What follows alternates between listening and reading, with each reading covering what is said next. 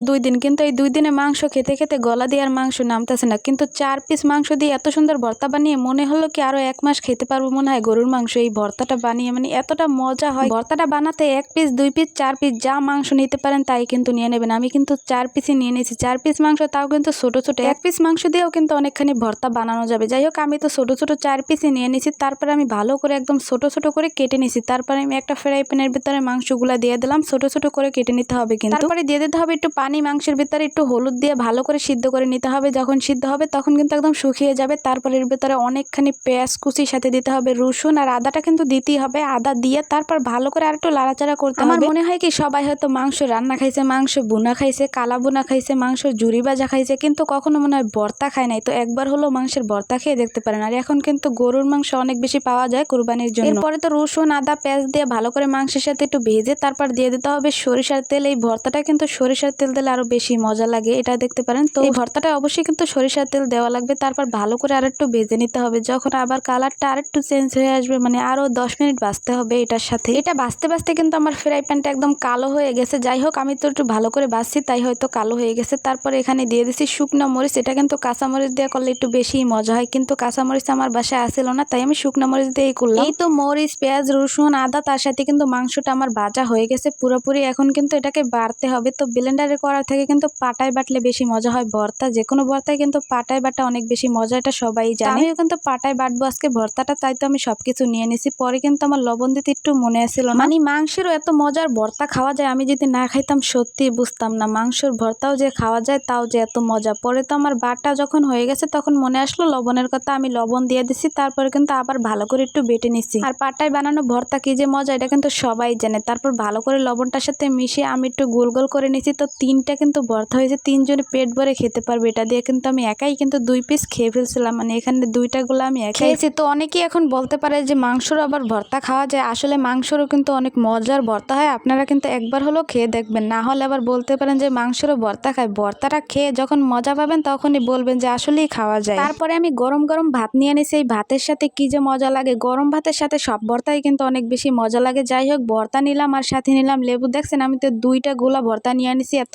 মজার ভর্তা দেখে আমি কিন্তু শুধু শুধু একটু ভর্তা খেয়ে দেখছিলাম। তারপরে যখন ভর্তাটা মেখে লেবুটা চিপে মুখে দিলাম, কি যে মজা লাগছে, একবার না খাইলে কিন্তু বুঝবেনই না। যাই হোক, আমি কিন্তু একটু বানিয়ে বলতেছি না, গরুর মাংস খেতে খেতে যারা একদমই আর খেতে ইচ্ছা করতেছে না, তারা কিন্তু এই কুরবানি ঈদে এভাবে করে ভর্তা বানিয়ে খেতে পারেন, অনেক অনেক বেশি মজা পাবেন। যাই হোক, আমি ভর্তা বানানোর থেকে কথা বলছি কিন্তু অনেক বেশি। কথাটা বলছি এই জন্যই আমার কিন্তু অনেক বেশি ভালো লাগছে ভর্তাটা। ভালো না লাগলে কিন্তু বলতাম না। আজকে কোন জায়গা থেকে আমার ভিডিওটা দেখছেন অবশ্যই কিন্তু কমেন্টে জানাবেন। আজকের ভিডিও পর্যন্তই। আল্লাহ হাফিজ।